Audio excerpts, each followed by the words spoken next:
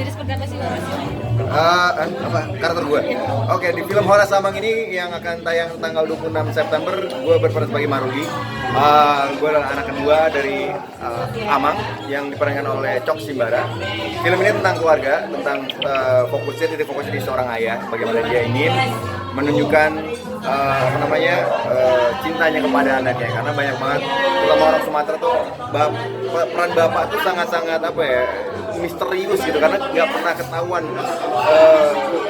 gimana dia sayang pada anaknya, karena bisa dibilang ada lah banyak itu yang kalau misalnya kelihatan sayang sama anak itu ntar dibilangnya kayak lemah lah gitu. Jadi kebanyakan kan ibu yang lebih menjelaskan. Nah, di film Horas Amang ini peran bapak ditunjukkan bagaimana dia seorang ayah dari keluarga Batak yang mencintai anaknya dan bagaimana dia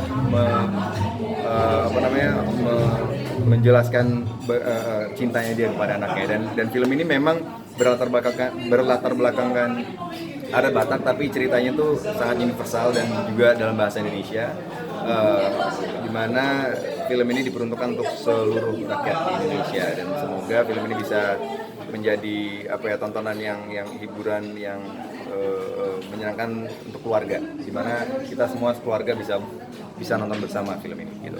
Mas Tanda sendiri kan dibesarkan juga dari keluarga Batak. Seperti apa sih mungkin? Apakah ada persamaan atau perbedaan? Ada persamaannya di mana komunikasi seorang ayah sama anak itu untuk keluarga dari yang nggak cuma Batak doang, tapi kebanyakan dari Sumatera sih yang aku kenal. Peran ayah itu komunikasi ke anak itu sangat-sangat minim, karena mungkin emang dari dulu tuh secara tradisi kebanyakan orang ayah yang bekerja keluar dan ibu yang menjadi ibu rumah tangga. Jadi kebanyakan komunikasi ke anak itu selalu melalui ibu, dan saat bapaknya pun mau ngomong sama anaknya pasti melalui ibunya juga gitu. Dan itu juga terjadi di keluarga gue, di mana dulu tuh komunikasi antara anak dan bapak tuh sangat-sangat minim sekali, hampir tidak ada.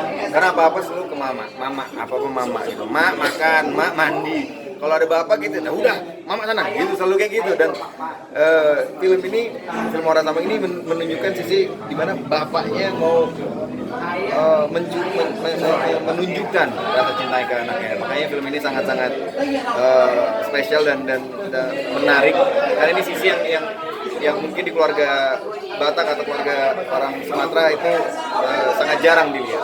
Kalau sama keluarga dulu dibesarkan seperti apa? Apakah masih ada tradisi lama? Kalau tradisi, kalau kan latar belakangnya Karo itu dari Sumatera Utara juga, dan kita hampir ya begitu juga.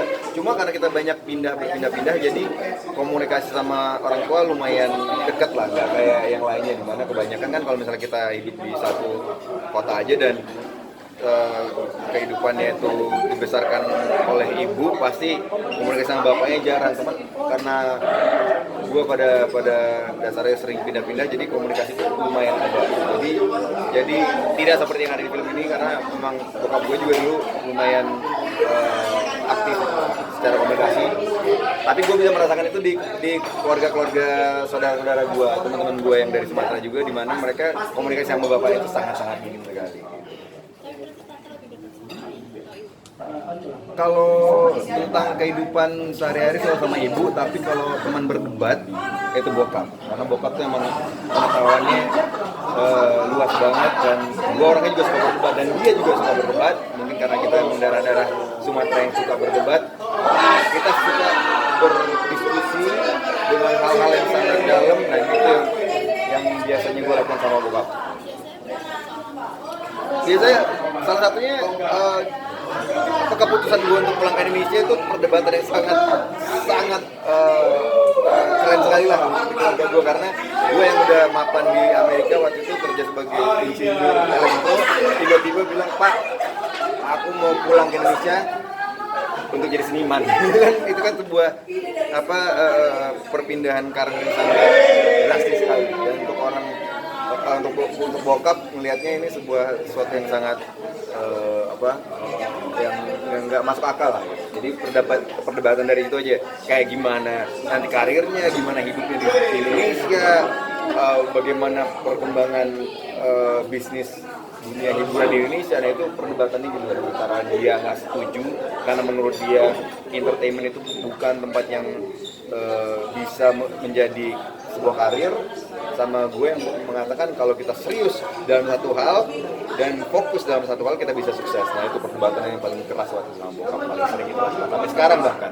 Kenapa sih Mas Kanta memilih pulang ke Indonesia dan Panggilan hati sejujurnya, mungkin klise dan kayak kedengarannya nggak masuk akal, tapi waktu 2004 pertama kali gue pulang ke Indonesia, jadi gue sempat 10 tahun nggak pulang, dari tahun 94, 2004 baru pertama kali pulang ke Indonesia. Tiba-tiba pas ngelihat situasi di sini kayak ada panggilan aja gitu, kayak tak, lu harus berkarya di sini. Dan melihat perkembangan dunia hiburan di Indonesia pada saat itu juga membuat gue berpikir kayak gue bisa memberikan kontribusi berkontribusi sesuatu lah tentang apa yang udah gue dapetin di Amerika untuk gue share ke Indonesia gitu. Jadi sebenarnya bener-bener kayak ada panggilan aja gitu yang bikin gue jadi kayak ini apa ya, kok kayaknya setiap gue tidur kayak mengaum udah pulang aja ke Indonesia, coba aja di Indonesia. Akhirnya 4 tahun gue mempersiapkan diri, 2008 gue bertekad untuk gue tinggalin kehidupan mapan gue di Amerika, karena gue sering banget baca bahwa lu kalau mau sukses harus keluar dari zona nyaman lu. Dan menurut gue waktu di Amerika gue udah nyaman banget, dan menurut gue sayang banget ya gue masih muda dan kayaknya waktu dari kecil tuh gue selalu berada di dunia seni. Gue udah bisa main gitar, main drum secara otodidak, gue sering bikin teater kecil-kecilan di komunitas gitu.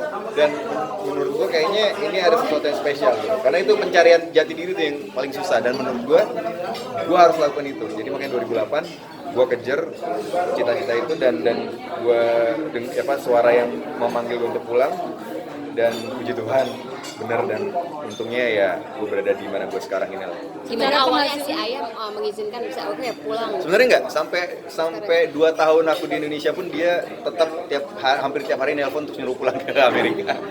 Tapi setelah perkelahian kita, ini gimana gitu nggak? Maksudnya setelah perdebatan kita tentang gue berpindah karir di negara lain, itu nyokap yang nengahin. Tapi bokap itu sebenarnya bukannya melarang karena nggak percaya, tapi lebih ke ngasih tantangan bahwa nih orang-orang yang sukses itu banyak, yang bikin lu spesial dari mereka apa, yang bikin lu bisa jadi bersinar di antara banyak orang yang lagi mau melakukan hal yang sama di Indonesia itu apa. Jadi itu perdebatannya selalu kayak gitu. Jadi sebenarnya bukan perdebatan untuk menjatuhkan karir atau impian, tapi lebih ke supaya gue lebih memikirkan ke depannya apa yang akan gue lakukan ke depannya gitu. Jadi langkah-langkahnya apa aja mau diambil. Itu tahun 2008 udah dapet gimana nih Mas? Apa? Secara penghasilan mungkin lebih gede di mana sih mungkin? Oh tetap yang di Amerika. Karena di sana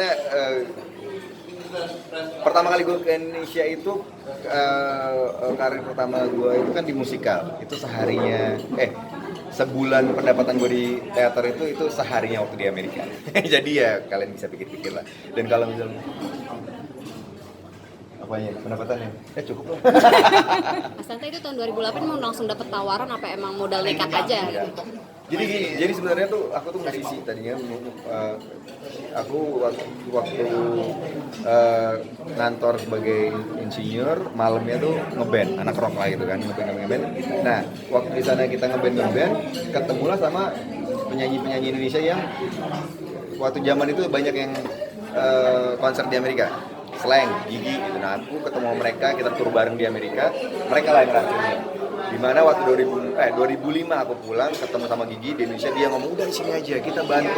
Gue sampai 2006 gue diajak ke Potlot dengan tahu ini nih, nanti ini jadi komunitas udah kita bantu sama-sama kita bikin gitu. Nah mereka lah yang bikin gue jadi kayak yakin bahwa gue nggak sendirian ntar kalau di Indonesia. Tapi waktu gue pulang di Indonesia dengan harapan akan banyak yang bantu, ternyata mereka juga lagi nggak bisa ngapain karena waktu itu scene-nya, karena kan gue di musik gue tuh pop rock alternatif. 2008 itu lagi gencar-gencar Melayu, jadi mereka juga lagi susah untuk ngedapetin job karena yang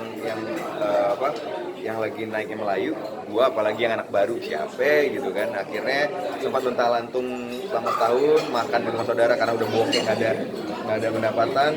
Dibantu oleh Daniel Mananta, dia ngasih BBM waktu itu masih broadcastnya tentang casting musikal, kita Musical. itulah pertama kali gue masuk ke dunia entertainment secara profesional dengan bayaran yang sebulannya adalah setengah ribu. Keluarga masih di Amerika, Mas? Masih keluarga masih di Amerika, semuanya cuman berdua gue doang yang di Indonesia. Nah, kita sekarang sudah menikah. Terus Ya. ada nggak momen tertentu? Kayak gue kayak lu kan berbeda pasti kan. Lu jauh dari orang tua gitu. Iya. Adalah pasti momen tertentu. Ini orang biasanya ngumpul nih di ini Iya. gitu, tapi lu nggak bisa. Ya paling gitu. Tapi emang dari dulu juga kita karena keluarga kalau orang Sumatera tuh biasanya keluar dari rumah tuh benar-benar kalau sudah menikah. Jadi kebutuhan untuk selalu ngumpul tuh sangat minim sebenarnya kalau kita ya. Tapi biasanya kalau misalnya ada acara-acara besar aja oke kita ngumpul. Karena kita dari dulu tuh benar-benar bareng, terus ngapa-ngapain bareng, terus jalan-jalan bareng sampai akhirnya udah nikah baru pindah. Nah, karena gue anak paling kecil ya gue paling terakhir gitu. Jadi kayak udahan dulu ya kayak ngumpulnya. Gue sama keluarga dulu. Jadi kita paling ya kalau misalnya ya pengennya sih setahun sekali bisa visit mereka ke sana gitu. Kalau misalnya dari rezeki gitu. Tapi ya nggak harus aja. Karena mungkin udah dari dulu ngumpul mulu kali ya. Jadi sekarang untungnya ada teknologi video call. Jadi kalau misalnya ada apa-apa kita tinggal video call, kita rame-rame di HP. Jangan lupa nonton ya. Iya. Tunggu ya.